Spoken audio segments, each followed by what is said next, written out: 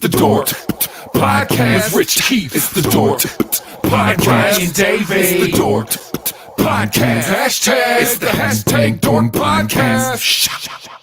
Thanks for tuning in to another episode of Hashtag Dork. My name is Rich Keefe, joined as always by Davey Eyeballs. He is Rarvis Von Darvis. All hail the king of ginger ale. It's Ryan. Davey, how are you? I'm feeling great. I think you said I'm sounding better right out of the rip. Sound good to me. I think I sound good. Let the people decide. But you never know. We've been at this 7 years. Wow, too long.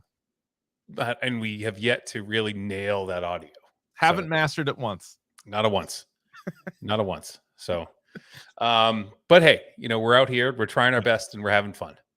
We're having a good time, kicking it around a little bit. Oh, by the way, let me also mention we've mentioned this like twice on the podcast. So I want to give credit to the people that started the Hashtag Dork podcast subreddit. Yeah.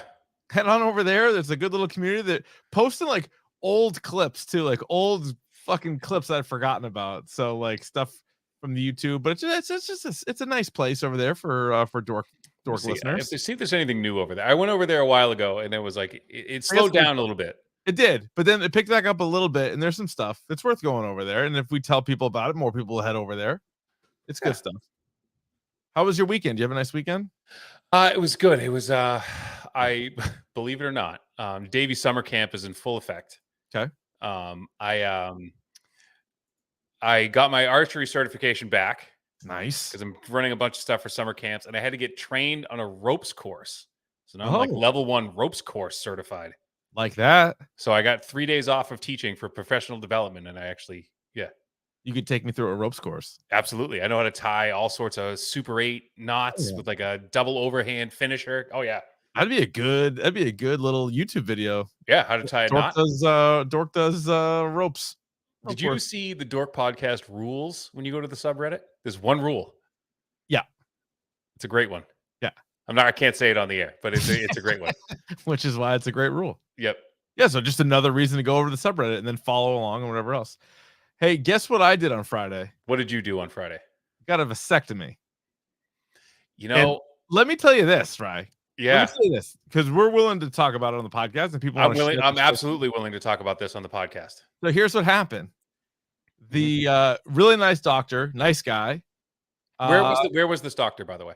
I'm not gonna say, because what I'm about to say. What town? I'm not gonna say either. Okay. All right. I'm not gonna say, because I actually liked him and he was a good guy. But what I'm about to say, you may not want to go. He started the procedure with not nearly enough anesthesia applied. And to tell you I was in a great deal of pain would be a wild understatement. I consider myself somebody probably in the middle of pain tolerance. Mm-hmm. I'm not the toughest guy on the block, but I also don't consider myself a weakling. Right? Played football for years, like getting hit, that kind of thing. Like tougher than a $2 steak, this kid. I wouldn't go that far, but like, so at the beginning when he's like, hey, you might feel like a little bit of a pinch and a whatever, I'm like, okay. So the first one like hurt like a son of a bitch. Like I don't think it was supposed to hurt. Like, did you like jolt? I did, yeah. And then he's like, oh, okay. And then like I'm like, all right, maybe that's just like sort of like the anesthesia or something. But I think he already applied it, but not enough of it. Or did they go deep enough with it? Rip your sack open, and then they're in there fucking around with the balls. And I'm like, dude, oh my God. And then I'm like, I'm like, it killed. And then he was like, oh, it's okay. That's no problem. He's like, some people just need more anesthesia. I'm like, yeah, I guess I'm one of those people. Because, dude, this is fucking killing me right now. And then so I'm sitting there, and then I break out. Yeah, it kills. You don't know. You're not feeling what I'm feeling, dude. You're not feeling this. Know. So then I break out into a full sweat. Like, sweat. And he told me that, like, he's like, it's okay. Like, people have even passed out. I'm like, I didn't pass out. Mm-hmm. I'm kind of surprised that I didn't, but like my body took over, just sweats.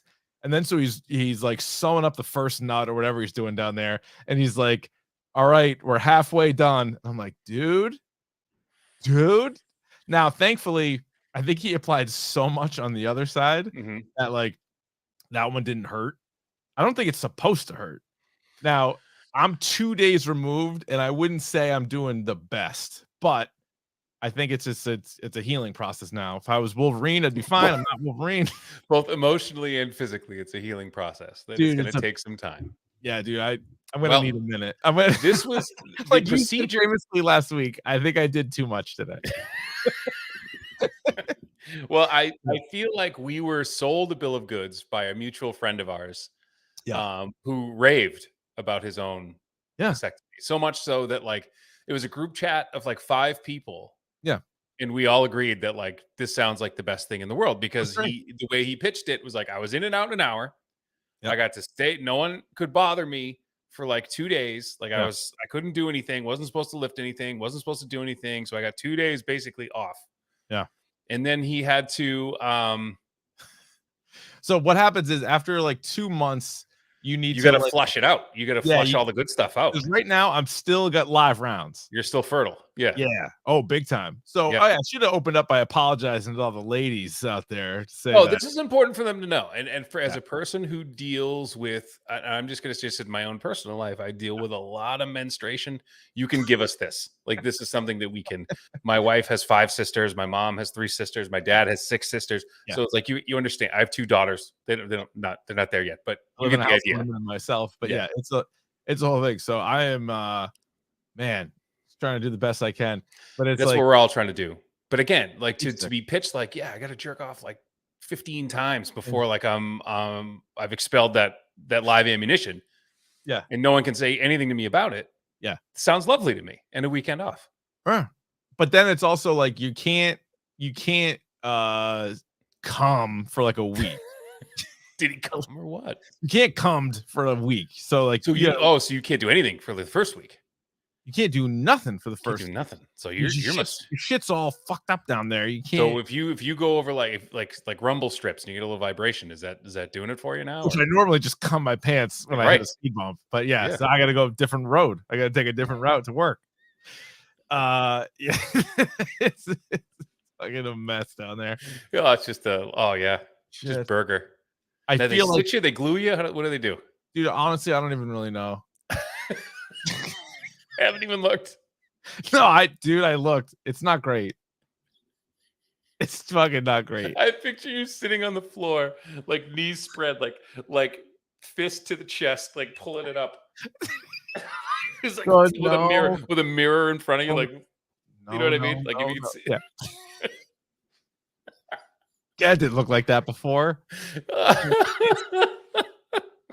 I kind of regretted it as soon as I got in there. No, you're good. No, you're good. I'll be fine in a little bit. But then they're like, I was reading this pamphlet on like how to recover quickly, and it was like, like this picture of you with like your t-shirt like pinned under your chin like this. It's been a lot of me looking at my sack for the last 48 hours.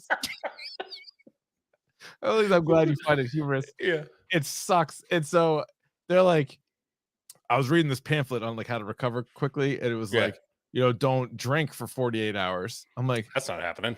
So I need to go 2 days without coming or drinking. I don't know what I'm gonna do. I go, so actually I learned a language, and I no. It's like George Costanza. Yeah, I became like super smart. I became incredibly intelligent because those 2 things that were off the table. But anyway, that's my life for the last 48 hours. I got ropes course certified, and you had issues with your rope. So we're talking, They get in there, they tie stuff off. So I get a question now because of this now, and because you haven't been able to expel the poison, so to speak. I'm up to my eyeballs in it. I know. So have you weighed yourself? No, I don't have a scale in the house. You're probably heavier. Probably a couple pounds heavier. I'm carrying a little extra weight. You are. Although I lost a good amount of blood out of my sack, so. But we've leveled that out with semen. Fuck, it was so gross. Anyway, you can email us if you have. Anyway, I hope you're doing well. All right, we have a lot to get to, Rye. So enough about that. If you haven't turned the podcast off yet, let's get to this. Why would you, coward? This week in DORK. All right, we have a couple Marvel TV news, at least the scheduling. Loki season 2 will come out on October 6th, and Echo will come out November 29th. Now, where do you stand on Loki? We both loved the first season. We did a standalone. You can check the archives on Loki season 1. The MCU has been kind of up and down. We both like Guardians very, very much, but seems like a little ways away now. What's your excitement level for Loki 2? Well, what I would say it was high, and then what's happening with Jonathan Majors now, I think is this is probably already shot with him, right? True. You got to believe if he's in it, it's already been shot. So yeah, but that's the more I hear about that, the less good. Yeah, I know. Yeah, I know. They got a major decision to make on their hands. Yeah, it's a little ways away because we get Secret Invasion obviously prior to these ones, and Secret Invasion they're saying is going to sound like Winter Soldier and then some, like kicked up a notch. I hope so because that was pretty boring for a good portion of that. No, Winter Soldier. Oh, I thought you meant Falcon and Winter Soldier. Oh no, I mean the Captain America and Winter Soldier. That's what I'm hoping. Yeah. It should just be a Bourne movie with superheroes. Yeah, that's all I need. I like that. I'm in on that. Yeah, and then Echo. I'm in on Echo because I'm curious how they're going to pull that one off, and like what Daredevil's involvement and all that stuff's going to be. Well, even Spider-Man. Like, so can we do both? Yeah, I don't see why not.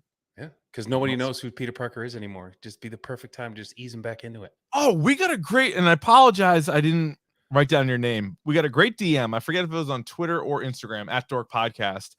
But so when Doctor Strange did his thing, was that just for everybody on Earth to not know who Peter Parker was? Because we got a message being like, could Star-Lord from Guardians, obviously he was off-world. Now that he's back on Earth, going forward, would Star-Lord know who Spider-Man is? Maybe. I'm like, dude, that's a great. I don't know.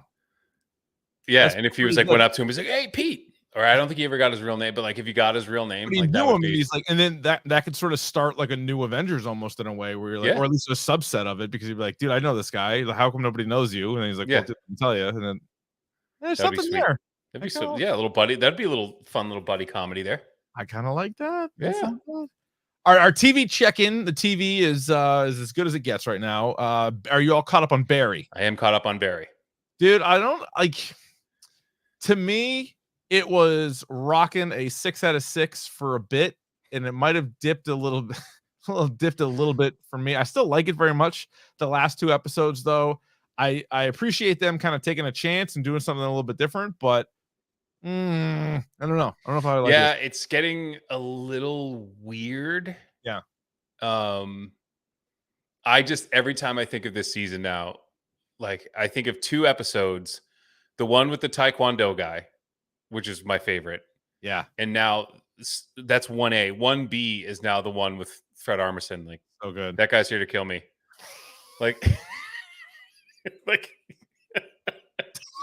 I don't know why and like what do they call it? The what do they call it? The NoHo Hourglass. Yeah, what a great name. The sand. No Hourglass. The NoHo Hourglass. I think that is like the coolest thing. But funny. Yeah, it's getting a little. Fuchs is getting a little weird for me. Yeah.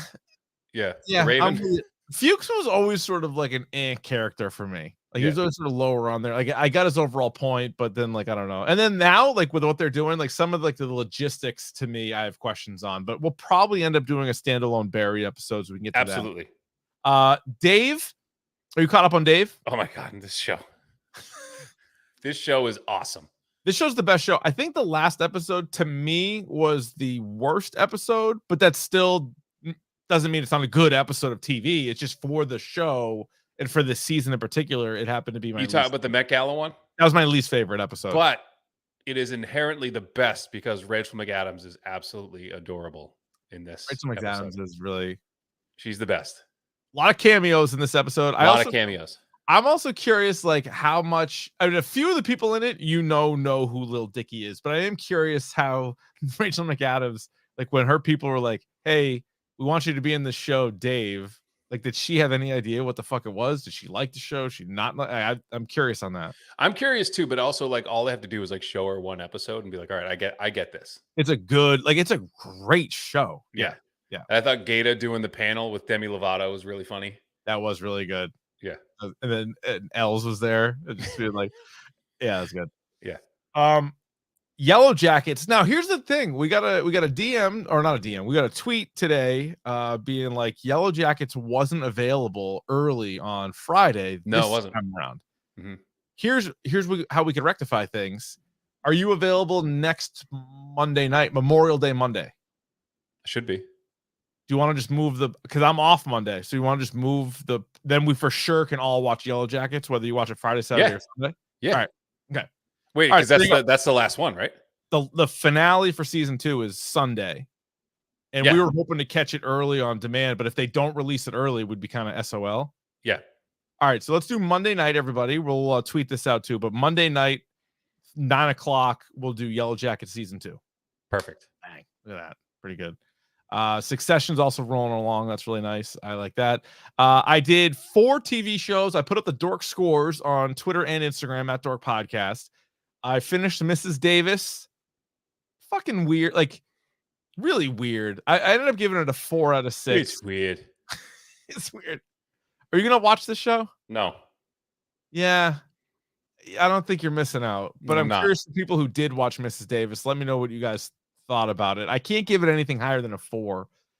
Titans season 4. Now, this one was a mess because this was like a DC. Remember when DC had their own streaming service? Yes. This is one of the shows on that. And then when HBO picked it up, it would have like a season on that, season or 2 on that. And I thought it was pretty good. It was basically like a CW show with swearing, but some of the CW shows, like some seasons of Arrow and The Flash, are really good. Anyway, Titans was good. Then they did the final season. They split it up into 2 halves. The first half I didn't think was bad. The second half, there were parts that were like Jupiter's Legacy bad. Oh, like, no. It was ridiculous. You could tell they just took their foot off the gas. They're like, yeah, screw it. I gave it a sympathetic 3 overall for the season, but it might be me just wishing that it was better. Mm-hmm. Lucky Hank, I ended up finishing it. I still don't really get this show. It's a Bob Odenkirk show. Mm-hmm. It's like a comedy that's not that funny, but it's like an hour long.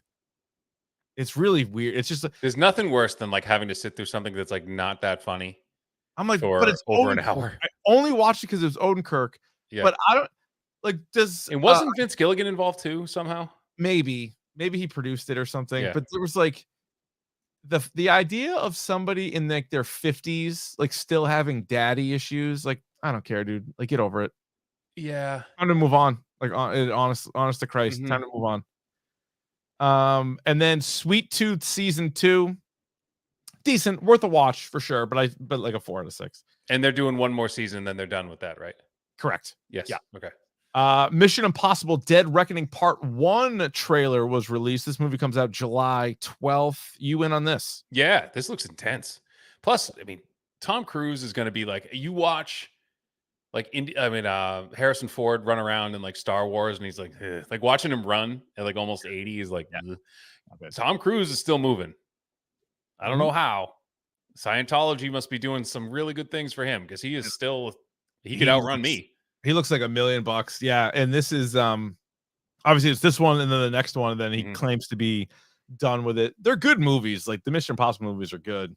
I would love to see him give like a dramatic role, like another go, like a Born on the 4th of July, like Jerry Maguire. Like I would love to see him win an Oscar. I feel like he's earned it at this point. But yeah, the action thing is his thing. But what's his best acting role? Well, I think the consensus is Born on the 4th of July, and he got jobbed out of the Oscar. I forget what won that year, but he did get nominated for that. Was that 84? That was in the 80s, right? Or no, was it 90? I'm all over your nom. He was good in Rain Man. Now, obviously, he was overshadowed. He was great in Rain Man. Yeah, I mean, Dustin Hoffman was incredible, but he was good in that. Tom Hanks has been nominated for an Oscar 3 times and has never won. Cruise. What did I say, Hanks? You said Hanks, yeah. Yes, Tom Cruise. Yeah. Yeah, because then he's also, but like his box office is got to be higher than almost anybody's. Like his movies are crazy. That's pretty good. Well, that's that trivia. Who is the most successful actor of all time? The only actor in $2 billion franchises. Can you name the actor? Oh, Robert Downey Jr. Nope. Oh, Zoe Saldana. Zoe Saldana. Yeah, no, I knew that because Avatar and Avengers and Guardians. That's right. Pretty good. Pretty good. You want to put her in a movie? I think you're gonna do all right. You're gonna make some money. All right, Brian, let's get to this.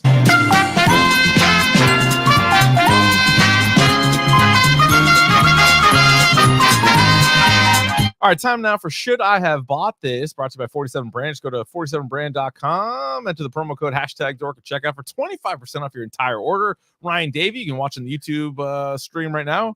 Rocking a Milwaukee Brewers 47 Brand hat. I like that hat a lot. That's a good hat. And it's like their trucker hats. What I really like about them is they're like the back mesh is like soft. Yeah. You know, some of them are like stiff and they like hurt the top of your ears. Like these are perfect. Nice. Perfect. Oh, yep. I'm eyeballing one. I want that one so bad. It's actually a Red Sox hat. Actually, it's one that they make for all teams. It's like the one that's like white and gray. It's kind of basic. Oh, yeah. It just like says the team and like what year they debuted or whatever. Yeah. I like that one. I like that one a lot. I want that one so bad. So bad.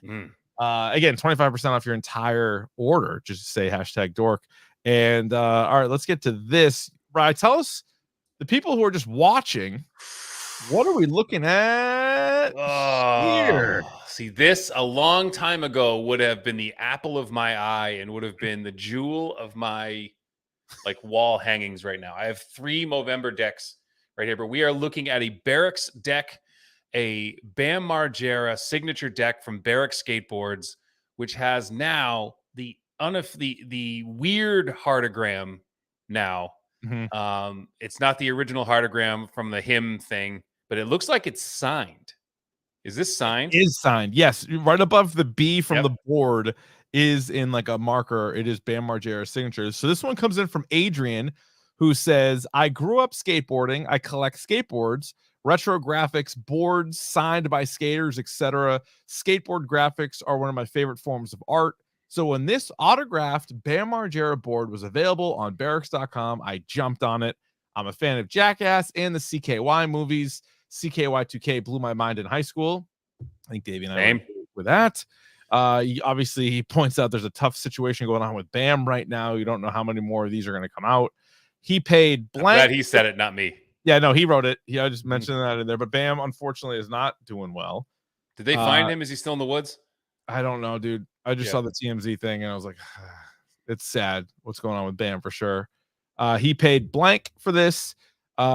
He goes, he used kind of a shit marker, but whatever, because you notice it's like kind of like, yeah, it looks like one of those like silver paint markers, like the silver Sharpie, not like that. Yeah.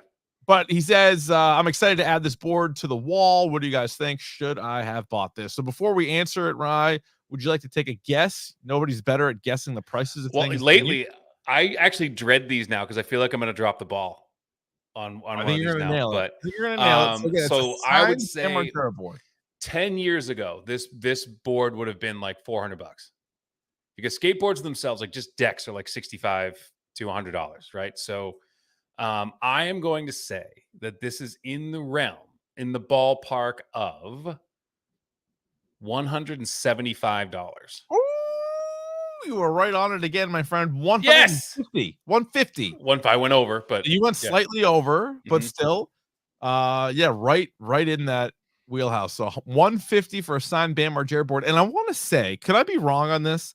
I feel like that exact board.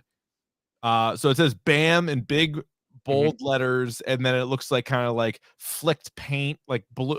It's like blood, it's like blood spatter, and then like blood splatter paint, like in red all over it. I think was that in one of the Tony Hawk games. I feel like it was something like that. So his element boards used to just say Bam on the bottom, and they would have the heartogram. So it's like it's a variation of that. Obviously, Element and Element dropped him, and who was his shoe? He had a shoe company too. I forget. It wasn't Vans. It wasn't Vans. It wasn't Etnies. It was it was kind of like a second-rate shoe company, but the shoes were good. I did have a pair of those, but who was the person who sent this in? What was his name? Adrian. So I'm going to speak to Adrian. Can I speak to Adrian directly for a second? I think you can. Yeah, please. if you can find me a Rodney Mullen chessboard, like an old Bones Brigade, Powell Peralta, Rodney Mullen board, please let me know. Because that son of a gun needs to be up on my wall somewhere. My favorite skateboarder, my favorite board of his, the skeleton holding like the king. Oh, that's awesome. That's my favorite deck. That's so I haven't been able to find one for like under like $1,000, but I like this board a lot. I like this board a lot. I am going to go ahead and say that, like, I do have several decks on my wall, that this is one that, I'd get an old BAM Element one, but the Barracks one signed is pretty cool too. Yeah, I agree. I'm in. This is how we do it. This is how we do it. And that's how you play Should I Have Bought This? Again, send in your submissions to dorkpodcast@gmail.com. $25 minimum, a picture or 2 or 3, however you want to photograph it, and a brief description on why you bought it. And then Davey and I will answer whether or not you should have bought it. All right, let's get to the very next part of the program. It's time for Davey's video game minute. Even if it takes more than a minute. All right, what do you have? Well, after a quick bing, by the way, Bam Margera was sponsored by Audio Shoes. Audio Shoes. Remember Audios? Yeah. Yeah. All right. That's a good. I had to bing that as the thing was playing, but I like it. Yeah. So we're gonna keep this short because we get a lot of shit to get. We get a lot of shit to pipe. It's a double feature. The double feature. I did something that I never thought I would do, Richard, and I'm with this news. So I actually deleted Overwatch from my PlayStation. How dare you? Because, well, how dare they? Because they said that the advent of Overwatch 2, that there was going to be these story missions and these PvE things that they were going to do. Shit canned it. They canceled it. So they promised the world. This is like what Blizzard does. Like, they promise the world, and then they don't deliver, and then they come out with this half-assed apology. And I'm like, until you give me something that's like truly new, because I feel like there wasn't enough new. Like they had it just like threw a fresh coat of paint on it and was like, it's brand new. It's really not. No. So like, it's kind of worse, I think. Yeah. So like, and the servers are shit now, and like, I don't know. Like, to me, like, it wasn't worth keeping it, but I am playing some cool games now, so that's kind of making up for it. But I had to make a little bit of space, and it was a sad moment. It was bad. It was a sad. I know. I hear you. You know, but there's nothing there for us anymore. No, I haven't played in forever. Yeah. Yeah. Did you see the map for Grand Theft Auto 6? No, I haven't seen it. It is twice the size of Grand Theft Auto 5. And it's going to be, I believe this is. Yeah. What's that? I was going to say, this will be something I seriously consider using a vacation week on when the game. You have to. You absolutely have. And the reason being is that, like, from the look of it, it looks like South Florida. It looks like Vice City, because there are like Florida Keys. Okay. There are like islands, which leads me to believe you're going to be able to fly to like different places, like puddle jump and like all that stuff. Well, but fly and boat. Right. And so there's it has to be South Florida. There is a Cocoa Beach. I know there is a Cocoa Beach in Florida, but they're on the map. It says Cocoa Beach. So it looks like Miami and like the Keys, which is super cool. And I'm really excited to like Spider-Man. Remember when Spider-Man, you would just kind of like swing around the city? You didn't even do anything. I could just swing for like half hour. Yeah. This, I was just driving, flying, boating. You run, you jump, you ski, you boat, roll, but you eat, you stink. Yeah. This is Eric Monticelli. I'm going to name drop now. Eric Monticelli, the senior vice president of production at Marvel Games, once told me that he loved Red Dead Redemption 2 because he called it a cowboy simulator. Yeah, which is like the best. It's like it really is. It's like it's a cowboy sim. This is a criminal sim, which I can't wait to see like how deep this goes. If you think on an old gen system that people have been playing Grand Theft Auto 5 for 10 years, like how long is this game going to last? And like they just keep. You really don't have to make any more. Like this thing's awesome. I can't. Yeah. It's already awesome, and I can't. I'm so excited for it. Have you seen the Tears of the Kingdom, the new Zelda games, like crafting system? Yeah, no, I saw something that they made like Tony Hawk out of it. Yeah, you can like fuse. There's like a fusion mechanic, so you can take like a mining cart and like put it and then fuse it with your shield, which then makes, you know how like you could ride the shield in the other one? Yeah. So then it becomes like a skateboard. Right. Which is crazy. Yeah. Like this game's banana. And again, same map as I can't think of it. Breath of the Wild, but you have islands above you and a complete underground. So the map is actually 3 times the size. Crazy. Because it's games are nuts now. Nuts. Games are fucking wild. So I posted something. So you saw the Mortal Kombat 1 trailer, which looks awesome. Yep. And I posted something. I tagged you in it, and I have an update. So I posted that the rumored downloadable characters, you're going to get Omni-Man and Homelander as playable characters in Mortal Kombat 1. Awesome. There was also a rumor that Peacemaker will be a playable character in Mortal Kombat 1 as well. Oh, hell yeah. That's How awesome. fucking awesome is that? That's awesome. So they're like Amazon, because now like Nether Realms and like all this, and like Amazon basically owns them. Yeah. So that I think if you pre-order, you get Shang Tsung, I believe. Yes. Yeah. And I'm wondering like what the story is going to be like now, because it seems like I don't know how things get reset in the Mortal Kombat universe. They did like a Days of Future Past, and yeah. You know, Liu Kang won and like restored peace. Oh. Now there's an upheaval there, but yeah, I'm really excited. The trailer looked awesome. Some familiar faces there, so yeah, that looks good. Yeah, but I'm excited to play as Peacemaker. I wonder and like the first thing you go to is like, what are those fatalities going to be? There's got to be Eagly's going to show up. Yeah, definitely need Eagly. Yep. Yeah. So I'm excited for that for sure. But that's the Davies video game minute. That's all I got for you. Hey, something I also saw is GQ of all places did they had a huge panel, like I think a couple hundred people, and they came up with their top 100 video games of all time. Really? I didn't see this article. Somebody like took it and like posted it, so like I saw it from there. But anyway, if we ever have like a dry week, I think going through that might be pretty good. I think we should. Yeah, really good. Like the list, you could quibble with like, you know, what's higher and what's lower, but nothing. There was nothing like clickbaity about it. It was like, oh, yep, that could be number one. It was legit. So like, it was like all great games. Yeah. There is a podcast that's not my pick of the pod this week. It could be, because I wouldn't make it my pick of the pod because they have like 300 episodes like we do. But it's called like Remember the Game, and a guy does a deep dive into like classic video games. And I listened to one the other day. It was great. Him and his brother did the Tony Hawk series. Oh, that's cool. Because he said like after a while they just kind of all blend together. So yeah. So it was actually really good. Super good deep dives into classic games. Yeah, I love it. Oh, another thing I was gonna throw at you, but we're jam packed. But I was making my mixes on Apple Music. Sure, you were. So I did the top 10 or top 12 songs that I most associate with the Tony Hawk games. That's a good call. That's a good. Yeah.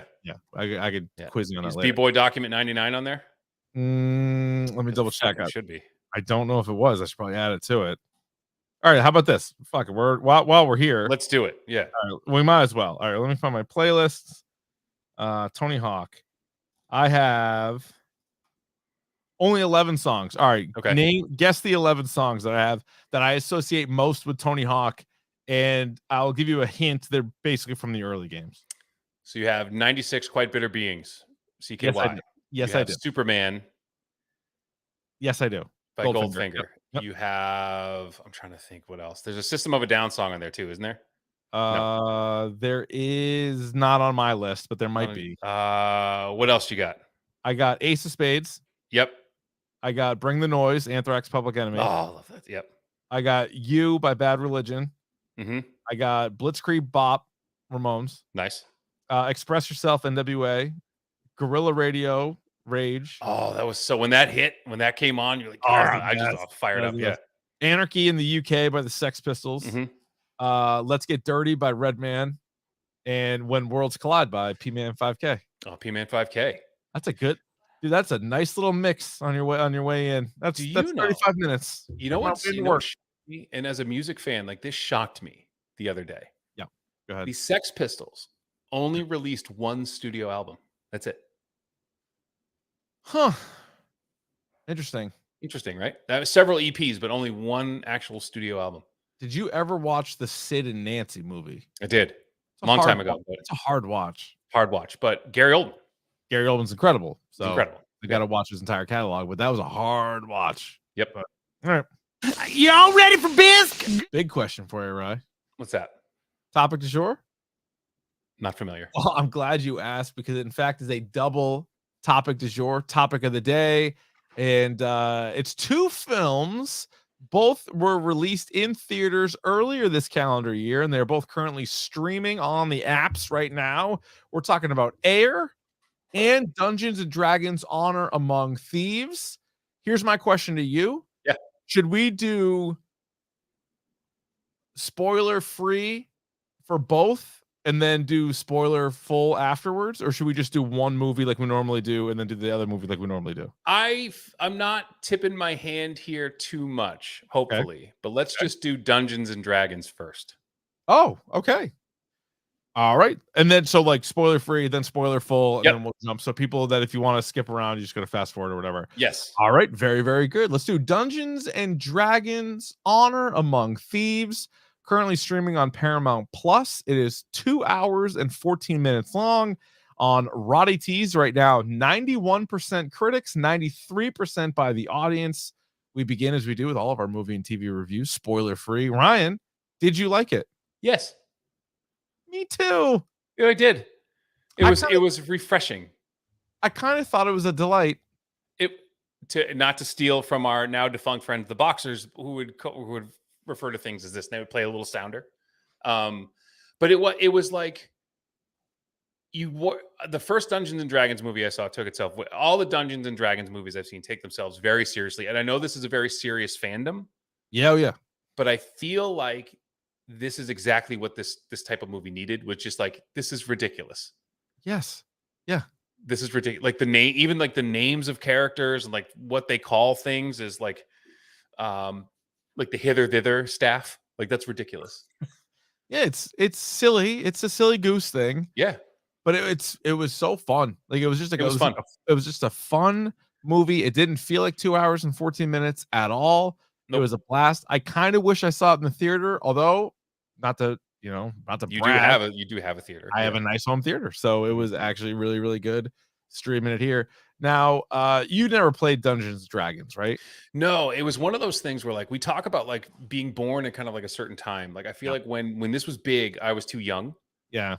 And by the time I got into my teens, I was like, this is gonna sound so dumb, but I was like playing sports and things. So this like wasn't like but like come on. I know, I missed it. We know the social I was into people. This is gonna sound weird, but I was like fascinated by people who were fascinated by this stuff, and like I wanted to learn about it, but like I clearly like was not for me, you know. Yeah, it's one of those things where it's like, obviously on this podcast, we never tell anybody what to like. We tell you what we like. And it's nothing is too dorky for me. Like it wasn't like it was a too dorky thing. It was like, because I loved comic books my whole life. Like even though we were both playing sports forever, but there was like 3 things that just weren't, either I missed it time-wise or you're just too busy with other shit. And it was Dungeons and Dragons, Star Trek, and Power Rangers. I have no knowledge of any of them. Like I didn't watch or listen or play or do anything with any of those.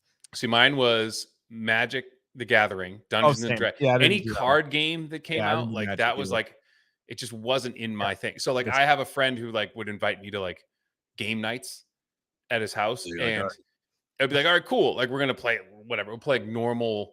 Like no, like they were like hardcore. Oh, sure, like board game enthusiasts that like it's just not. It's too many rules. Like it's just not for me. Right. You know. But I respect the fandom. I absolutely. That's what I'm saying. I'm like, listen, if you love the game, you love the game, and I feel like Dungeons and Dragons probably got a little bit of a boost thanks to Stranger Things, because Stranger Things is so fucking cool, and those kids all love Dungeons and Dragons, and so many of the villains are named after D&D characters, etc. I also feel like the trailer kind of nailed it in a way. Now, I think they might have given away too much, but I think they nailed it in the sense that we talked about this trailer months ago when it came out, and this was one that neither one of us really had pegged that we wanted to see, but we saw the trailer and we're like, wait a minute, is the Dungeons and Dragons movie actually going to be decent? Does this look sick? It kind of does. It kind of does, and it was kind of like lived up to it, and maybe even was a little bit better. So yeah, this is an example of a trailer kind of telling you what the movie was going to be. And it's also an example of like cast people who are just going to do what they do. So like you just be like, all right, Chris Pine, you just be like incredibly handsome and charming. Oh my God. Michelle Rodriguez, you just be grumpy and fight. Like that's what you do. Yeah. Right. Other than, by the way, sneaky good movie, Blue Crush. She's excellent in Blue Crush. I love the movie Blue Crush. Is that the Kate Bosworth movie? Sure is. Okay. Yep. Show enough. Love that movie. All right, real quick, Chris power rankings. I think Chris Pine could be at the top of the list. He was he charmed your pants off in this movie.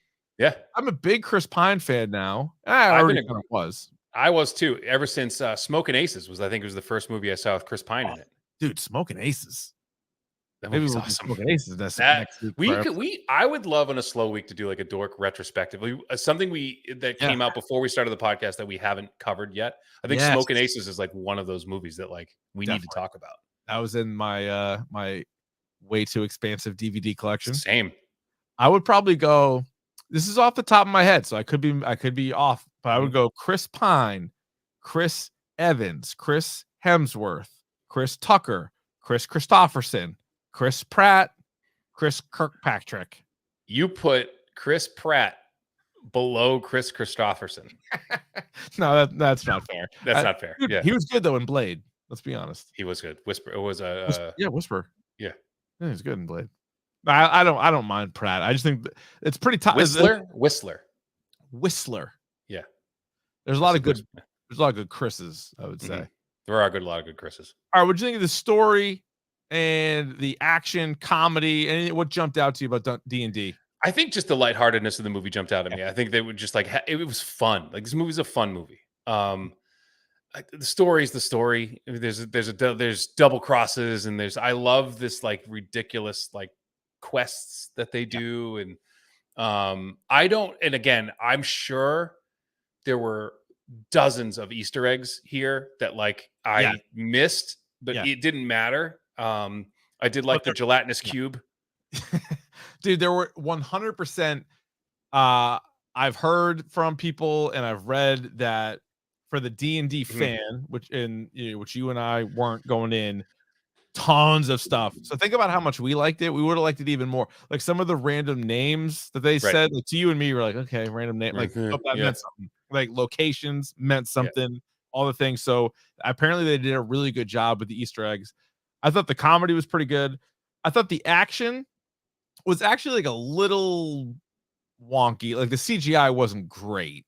There was one heist that they did. We'll talk about it in spoilers because it's like there's like quest and like heist after heist that didn't make really any sense to me. Yeah, there was a couple of things that were a little off. I do love. Wait, why didn't you just do it this way? Yeah. I like a heist. I like a team up. You know me. I love a you son of a bitch. I'm in. Yeah, and this was a big you son of a bitch. I'm in. A lot of that.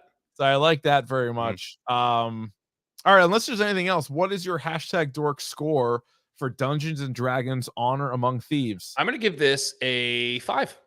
So am I. Awesome. We're in agreement here. Lockstep 5s. Yeah. This was good. This was a good movie. It's one of the best movies of 2023 thus far. We're almost halfway. I've seen, I think 25 movies that have come out this year. Kind of a lot, but that's how I go. You know what I've noticed? I don't know if it's because of the podcast or just because I like doing like the year-long rankings and I watch so many TV shows. I used like a young Rich Keefe, like 10 years ago. I'd be much more likely to rewatch movies. Like I rewatch movies like a motherfucker for a while. Yep. Now I'm like, I would rather watch a movie that might be like, that's streaming, that's new, than like, I'll rewatch Star Wars again. You know, like which it was what I used to do all the time. I'd be like, let me watch Scream for the 50th time. 50th, that's a little low, but like for like the 200th time, let me watch Scream. Now I'm like, let me watch some bag of shit movie that's on Hulu because it's new. I don't know if that's a good thing or a bad thing. No, and the other thing too is like, this is gonna sound awful. I used to be a lot more social, like when I was younger too. So like if people came over, if people came over, I would be like, oh my God, like you haven't seen this movie yet? You got to see this movie. Like, you know what I mean? And I would watch people watch movies, which is what I love. Like if I had seen this movie and I really liked it, and for a while it was like Evil Dead 2 and like Army of Darkness. Like I would put it on and like watch people watch it. Yeah. You know, and so I don't do that anymore. So yeah, so I don't rewatch his. I have my comfort movies. I do have movies that I watch. Like, Yeah, I think I watch like Big Trouble in Little China and like Better Off Dead like once a month. nice. Yeah, I would say or like Spinal Tap. I still watch that once a month. I should come up with my top 10 movies that Davey made me watch, and I think That would be a good list. Evil Dead 2, Spinal Tap, Army of Darkness, Vampire Hunter D. Trying to think what else. Those are 4 that come up right off the top of my head. So what you're saying is I've never made you watch a bad movie, is what you said. Yeah. Maybe even Big Lebowski. You might have been the guy that was I think like, I made you say I think that you need to watch this movie. Yeah. Yeah, it's pretty funny. I remember you came and stayed with me and we did a football camp, and it was the day after I bought the Chappelle Show season 2, but it was like the one with like the extra scenes. They had like Darnell Rawlings and like Charlie Murphy like introduce the skits because Dave was off the show. I know I'm cute. I remember not watching it and like, I'm gonna wait for Rich to watch it with him, and we were like pissing ourselves laughing. Yeah, that was also. I could put a firecracker of a cat's butt and light that shit on fire. Pow, pow. It's wild in the hood. The JC Penney's. That was the same. I remember vividly. We went to McDonald's drive-through. That was the only place. That was the only place around. We ordered like $30 worth of McDonald's, and then I told you that story about that poor girl getting drilled with the softball while you were driving. I almost crashed the car. I almost crashed the car. You're driving home, and you almost died. We almost died. Did it get you? Did it get you? Where did it get you? Jesus Christ, dude. It was the biggest fucking... That girl might not be okay. That was like the biggest skull. Oh, I still laugh about it to this day. Did it get you? Where did it get you? It was like in slow motion. Fucking, I'm sending her home. I'm like, go. Kid catches it. Perfect pivot. Perfect transfer like Tom Amansky. Fires the fucker home. There's a girl at home plate trying to catch it like this, like underhanded. Hit her in the brain. And I remember why you told me that story, because I had just been recently. I used to drive up to Boston and play softball. Like I would drive up for the weekend and stay with my buddy Fridge, and we every once in a while, like he would like they wouldn't have enough people for softball on Sunday, so I would like play with him. And there was this kid who we went to high school with who never played baseball in high school, and he was like the captain of like this like co-ed softball team. Of course. And I remember him playing first base. They put me at third. I was still pretty athletic, and I was coaching baseball at the time. Yeah. And so, have I told the story in the podcast before? I don't know. Go ahead. I'm just gonna finish it. So. Yeah. I get like one of those like short hop, like on your backhand. Like I just kind of pivoted and like got it off my right foot, and just like one motion, like backhand transfer, fired this ball at this kid. And he stepped with the wrong foot. I remember he stepped with the opposite. So like his glove foot and his like right foot were like out, like, and like you said, like the fingers down, like palm up, fingers down. Of course, that's how you catch. And it completely missed his glove and hit him right in the fucking chest. And he fucking threw his glove down, did like a 360, and like stared at me like across the diamond, and like wouldn't talk to me the rest of the night. And then Fridge told me like that you're not allowed to come back anymore. It's like, how the fuck is that my fault? You've been asked not to come back. Yeah, like how is that my fault? Make a play over there. Your first base, you're gonna get some hot throws. Well, then the next one, I just airmailed it because I didn't want to hit him in the chest. Yeah, and I was thinking about it, and I got like the yips. No, yeah, not good. Yeah, you turn it into knob block. Not good. All right, so Davey and I are both going 5 out of 6 for Dungeons and Dragons: Honor Among Thieves. Spoilers!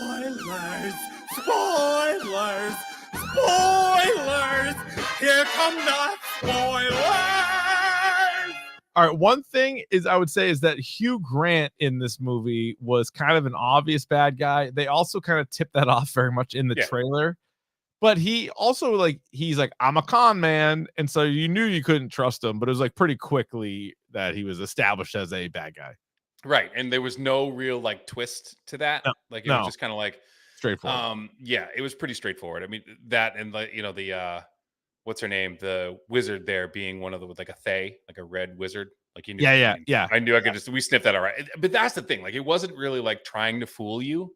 No, I don't think so. It was more like, all right, here's what's going to happen. Then these characters need to get together. They need to go to a few different things on their way in order to solve the big bad. But it was done in such a way where Chris Pine is so charming and funny. Like I thought he was funny. Yeah. I don't know. It was funny. This movie's funny.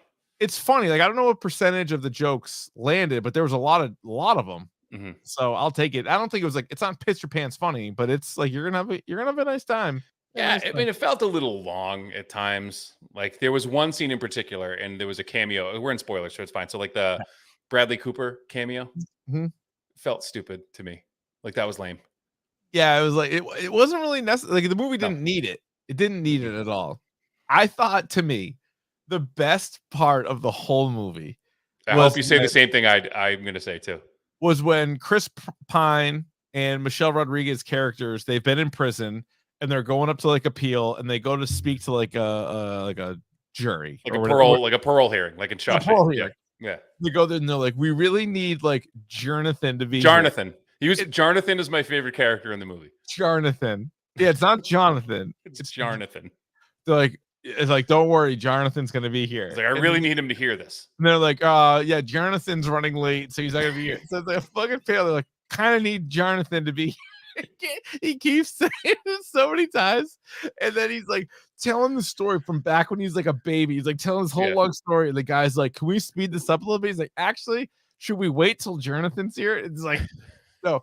And then he starts over, and the fucking big creature guy is like, again with this? He's like, again with this fucking Jonathan? And then he's like, all right, let me continue. And he's like, they stop the telling of the story because he's like, you went too far back. He started to tell the story early.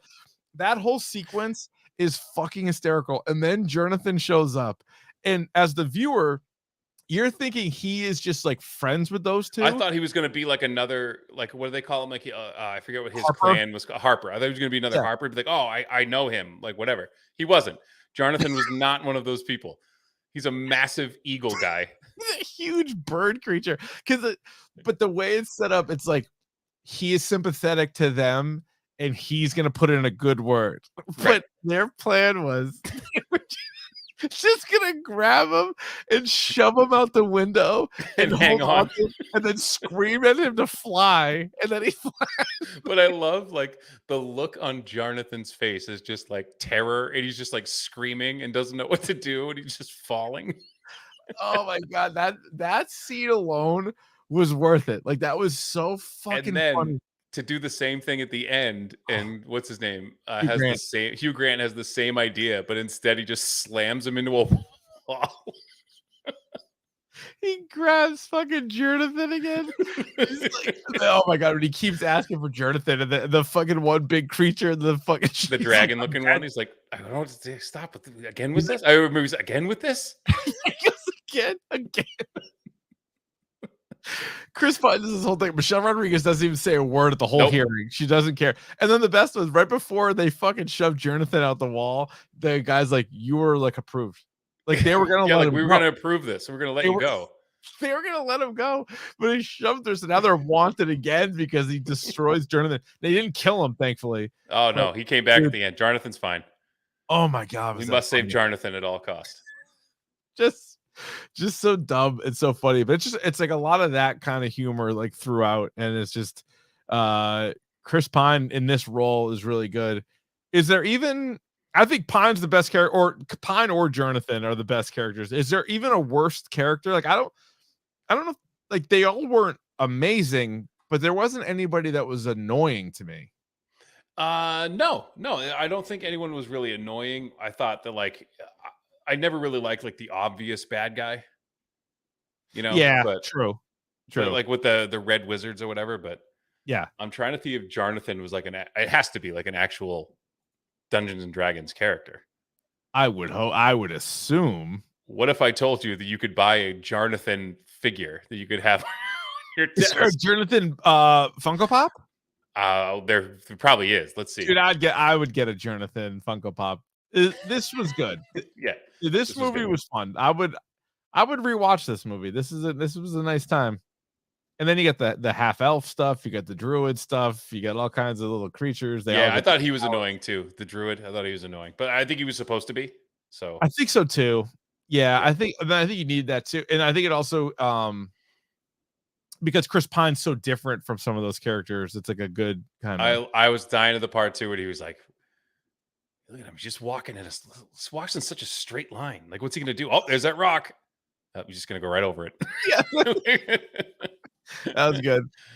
Yeah, because that's the dude from Bridgerton, right? That all the ladies love, and so he was good as like a very like, we see this character a lot in movies now, like the super literal Drax type character. But yeah, I do love the owl bear too. Was cool.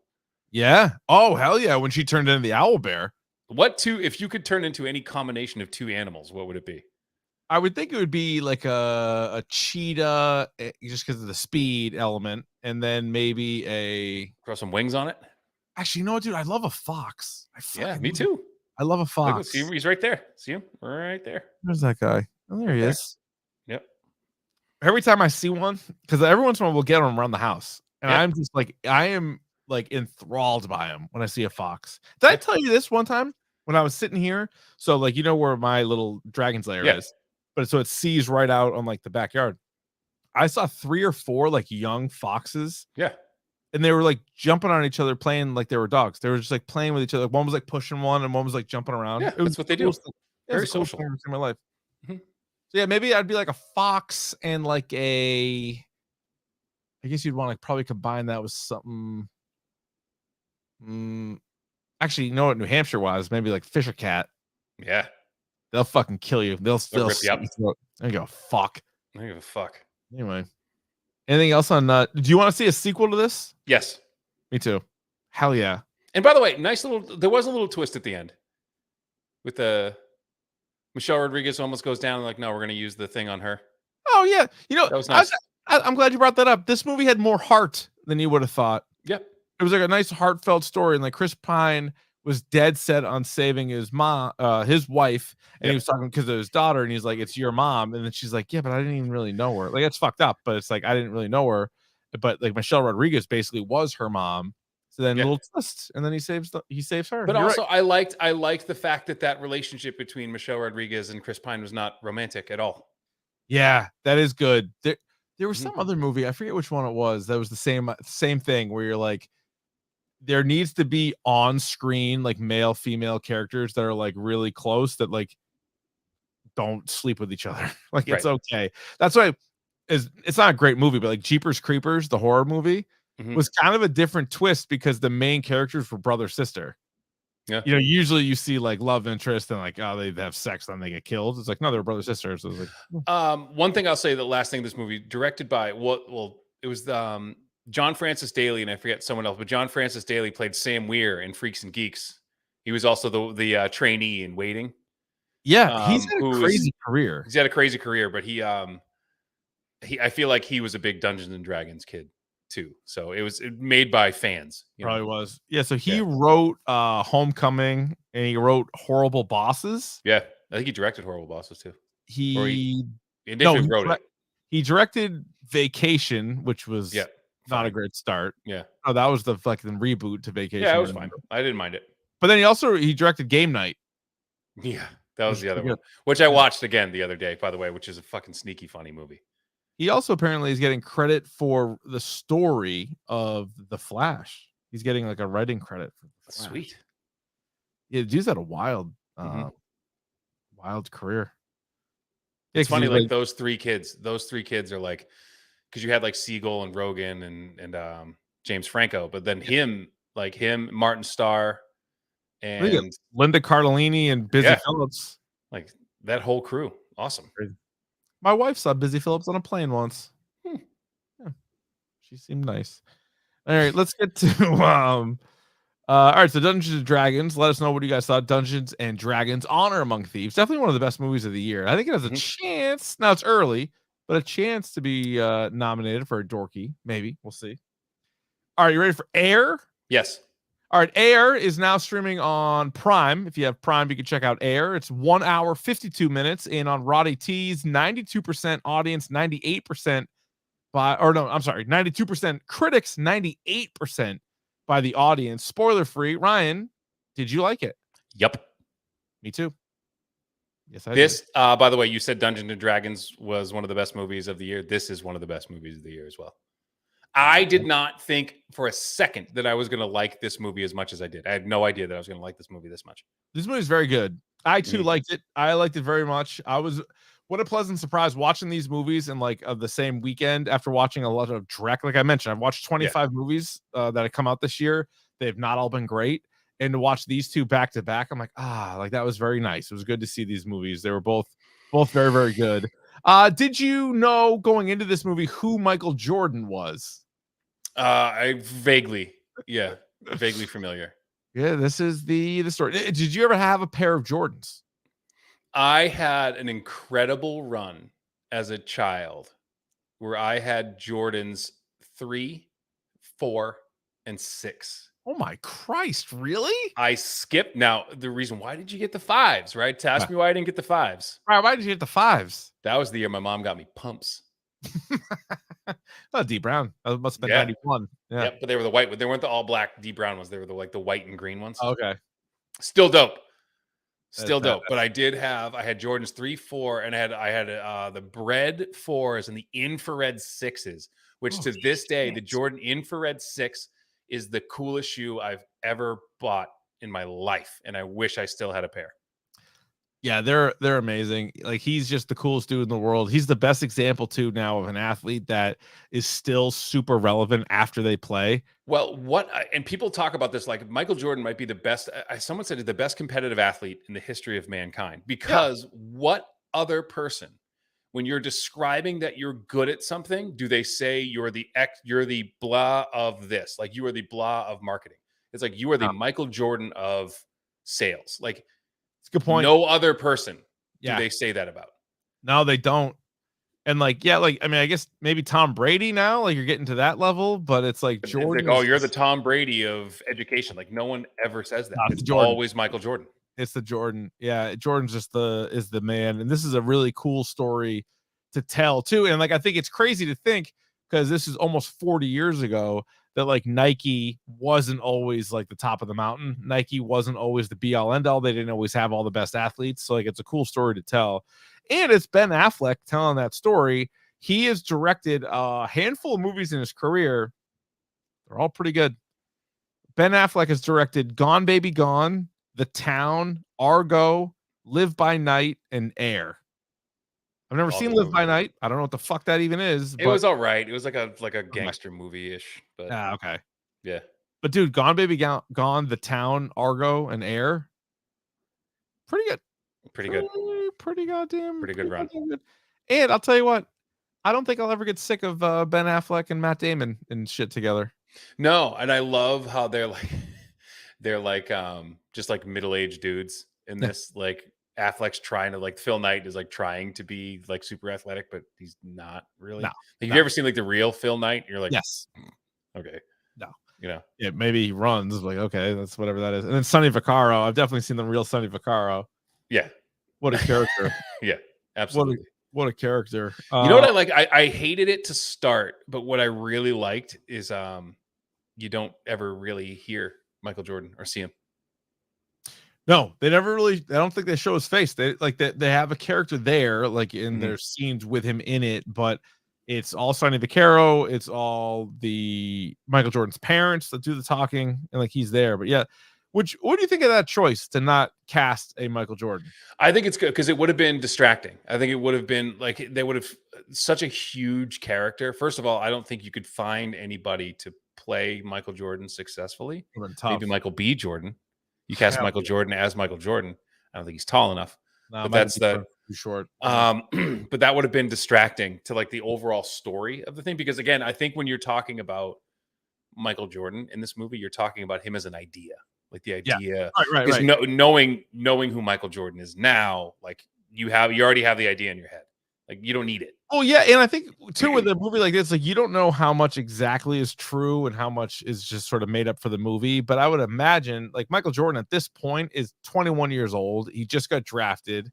He probably did have his mom and his agent doing a lot of the talking for him. Yeah. You know what I mean? So like this whole idea of him picking between Converse, Adidas, and Nike, I'm sure he didn't do a ton of, calls and meetings and things like that. So that I thought that wasn't that far of a field, and like it wasn't that crazy to have everybody else sort of like more focused on those characters. Um, what do you think? I mean, the acting's good. The acting's really good in this movie. There are some scenes in this movie that are just like monologues that Damon does that are so good.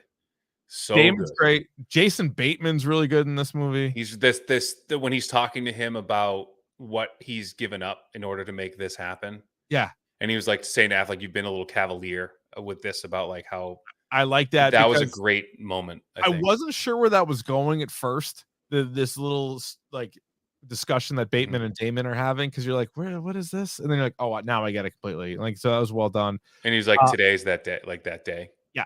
Yeah. Yeah. Chris Tucker, our guy Chris Tucker. I texted you right as I watched the movie. I'm like, you're going to be so happy that Chris Tucker is just Chris Tucker in this movie. He's great, dude. Chris Tucker's there's a great story. So I was reading about this movie, and basically Ben Affleck had the idea that he wanted Chris Tucker for this role.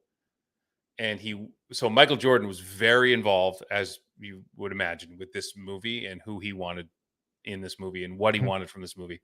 And Ben Affleck was like, well, I might be able to get Chris Tucker like for this. And he's like, Michael Jordan was like, yeah, I know Chris. He's like, and the other thing happened too is like Viola Davis, like Michael Jordan wanted Viola Davis to play his mother. Wow. So like cool. Like when Ben Affleck went to Viola Davis, is like, you probably don't want to do this, but like Michael Jordan asked for you specifically. And she's great. She's awesome. She crushes it. Yeah, she's so good in everything. And then even the one part with Marlon Wayans, and you can understand after the fact why he was in, because on the one hand you're like, well, that's kind of like an odd thing to plug in there, but like you can get it. Yeah.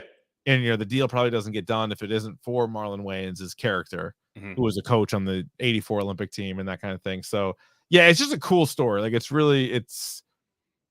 don't know how much of the dialogue is true and all that shit, like whatever, but like it's a pretty fucking cool story. I thought there was like some comedy, like I think Matt Damon's character and the way that he is, and like I think he's pretty good. When he tries running, that was like on the track, and he's like, fuck this. Yeah. Jordan's agent's like a little much. He's a little bit David Falk. But there was a great verbal undressing of Sonny Vaccaro that he does. Yeah. That was great. Yeah. Like him yelling at him over the phone. Oh, he's screaming at him. Yeah. That was great. Giving him the business a little bit. You think this is going to get a Best Picture nominee? Yes. Yeah, I bet it does. It should.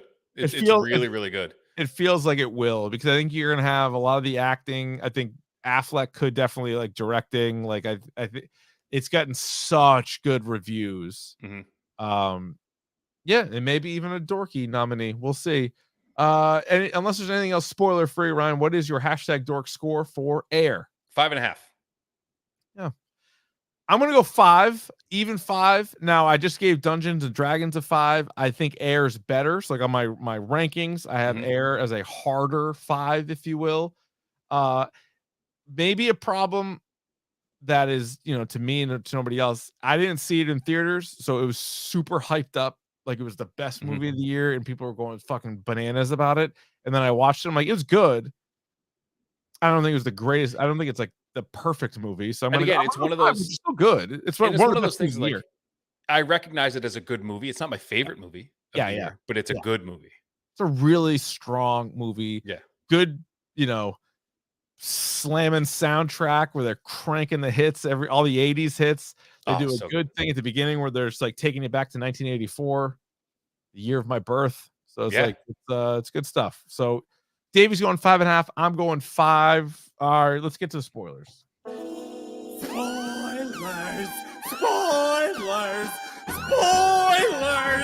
Here come the spoilers! And so here's one thing that might have knocked it down, either a stone or half a stone for me. And I think sometimes when you're telling a true story, it's easy to kind of write certain like cheesy lines in, which take it away from me. So basically what I'm saying is you don't know what was said. And then the way they kind of lay it on a little bit thick, like when things are too on the nose, I'm like, there's no way somebody said that. And there's a bunch of examples in this movie. There's at one point, like at the end, when Viola Davis is like talking to Matt Damon's Sonny Vaccaro character, and is like, She basically is just like reading Jordan's basketball reference. She's like, he's going to be MVP. He's going to be defensive player of the year. He's going to be all NBA. He's going to be an all-star game MVP. He's going to be the multiple champion. Like, well, you're like, there's no way she fucking said all of those things. But I think that's a way of saying that, obviously that conversation never happened, right? There was a conversation like that, but not word for word. I don't think she knew all that stuff, but I think that was a way to remind the audience, like, this is who we're talking about. Yeah. They deal with that a lot, I feel like, in this movie. And I'm sure Jordan himself was like, make sure that gets in there. Plug this in there. Mm-hmm. I like the unsung hero of the whole thing is my favorite character of the whole. You're going to say the same thing I know. We're on the same page here. The dude who designed the shoe. Pete designed the sneaker, which they're still selling that sneaker 40 years later, and it's a fucking awesome shoe. And you cannot get that shoe. That, what do they call it? The band shoe. Yeah. Like, you can't get that shoe for under like $200. Like, that it's an incredible shoe. I'm trying to see how much those are now. The idea that back in the 80s, this is what I love about it, is some of this stuff now you just assume, like, of course everybody has like a signature shoe if they're that good. But it's like, no, at some point somebody had to break through with that. And so back in the 80s, as good as Larry Bird was, or as good as Magic Johnson was, or as good as Dr. J was, they were wearing the same fucking shitty shoe. So they were, hey, you're sponsored by Converse, you wear the shitty Converse. And so they were like, hey, so what we're going to do for Jordan is we're going to make our own line of Jordan shoes. And then on top of that, they're like, well, the NBA says only like a percentage of it can be color. And they're like, all right, then we'll pay the fine. And so what a great, incredible job marketing that. And the next level too is when Jordan and his mom were kind of playing hardball, and they're like, we want a percentage of every shoe sold. And they're like, we've never done that before. And then they do that. And like, what a game breaker that is for athletes to come after that. And if this is the way it actually happened, then I'm surprised, because the way the story was always told to me was that Nike couldn't afford Michael Jordan, like they said in the movie. So what they offered him was stock. That's the way it was always told. That's the story that you always get, is that like they couldn't pay what Adidas and what Converse were going to pay him. So they offered him stock in the company, or like revenue shares in the company, which now they said that he makes $400 million a year passively. Yep. Just by sales of Jordan merchandise. Jordan shit, which is still in the Nike umbrella, but like, it's just the coolest thing. And I remember every sport. Yep. Like, I think that's the thing. When we were in high school, I want to say, is when Jordan brand like really kind of like separated. Now they're still Nikes. They're still Nike. They separated, and that's when Jordan had like specific Jordan athletes. Right. So like Ray Jeter, Allen. I remember, yeah. Jeter was one. Ray Allen, like Michael Finley, Vin Baker. There's a few other guys. Maybe Vince Carter. Or a little bit later was Vince Carter, I think. But like those guys were like Jordan athletes, which like Jumpman, cool as hell. Yeah. And that guy Pete that designed the Jordan shoe also designed the Jordan logo, which is fucking even cooler than the Nike logo. It's way cooler. So I'm looking at it right now. So the original first pair of Jordan sneakers was sold for $65. An original pair, the original. So like the original pair of Jordans signed. There's a little cat. Little cat in the back. $672,000 that pair of shoes just sold for. Jesus. A signed pair of Jordan 1s, game worn, $672,000. Well, a sneaker isn't anything until you put a person in those. And again, like, there is no other sneaker on the planet that is referred to as someone else's name. No, so cool. Like, I don't have Jordans. Yeah. Like, you talk Jordans. Is there any other shoe? Maybe Doc Martens, but like, he can't dunk. Yeah. Well, no, but like he paved the way for like, you know, I have a pair of Donovan Mitchells. Like, people have LeBrons. People have my nephew has LaMelo balls. Like people have like shoes. He does. He rocks the LaMelos. But like you can, like Kyrie. But I know you hate Kyrie, but he does have some good shoes. Yeah, no, a whole bunch of guys have shoes now, and so it's not as cool as Jordans. No, still the coolest shoes you can wear. Yes, which is amazing. The guy hasn't played basketball in 25 years, and still the coolest shoes you can get. Jordans. Yeah. Because he's the coolest dude in the world. Yep. Like he is. He's the coolest. So I like that. I also like the scene where they're in there and they're like taking a look at like the 1984 draft class. Like I love that shit. That was And funny they're like, because you probably knew who all those guys were. I knew knew every guy was, and they're like, well, we can't get Hakeem. They're like Sam Bowie, like, yeah, we're not gonna get him either. They're going down. They're like, maybe Barkley, like maybe Yeah. like John Stockton. Who was like, the other guy? There was another guy that kept bringing him up. Shit guy that like with like the 6th pick or whatever. Yeah. I loved that scene where it was like Sonny Vaccaro and he was talking to that like schmuck guy, and he's like, "What do you like about his game?" Because I feel like in meetings I'm in, I've wanted to have not conversation, but like, and he says to the guy like, "You're just gonna throw that out there because no one's gonna argue with you. Like you're just like pretending like you have a seat at the table. Like you're just gonna say this because no one's gonna argue." 100%. He goes, he's like, I like Melvin Turpin. He's like, Mel Turpin, that's who it was. Yeah. What do you like about Mel Turpin? He played in the Final Four. He's like, so did 40 other guys. He's like, what are you talking about? Yeah, so he's like, not you're just gonna say that because no one's gonna argue with it. That's why you're here. And dude, Sonny Vaccaro, like you could do a whole movie just on Sonny Vaccaro because that guy has such a crazy career where like he did invent like these like high school like showcase games. Right. And like he was all around high school, and like there's probably 40-50 years of high school players that Sonny Vaccaro's like giving Nikes to and like getting in their ear early, and like you're like, is it legit? Is it shady? Like, what's the fucking deal with this stuff? Yeah. But he knows every single prospect. Yeah, and I thought it was cool too that they mentioned it after. I had no idea that he was at the tip of the spear for that NIL lawsuit. Oh yeah. On the athlete side. Yes. Oh yeah, he's definitely a pro athlete. Mm-hmm. And the Ed O'Bannon thing, which I, on the one hand, appreciate it, but it also fucked us out of NCAA football for the last 10 years. So don't worry, it's coming back. She's coming back. Hell yeah, it's coming back. Yeah, but that was a cool part. I should have added this. Did you know the marquee thing is Dynasty mode for NCAA football? What do you mean the marquee thing? That's like the thing they're pushing out. Like that's what their selling point is for this game. Like, of course it is. Yeah, of course it is. That was the coolest thing.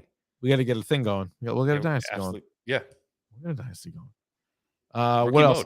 What else about Air? Well, we're not gonna play in rookie mode, but Air. I mean, this is another movie that I was smiling the whole time watching it. I feel like it was really well acted. The story is actually really good. Movie. Just a really, really good movie. A movie that you could recommend to anybody, and they'll find something in it to enjoy.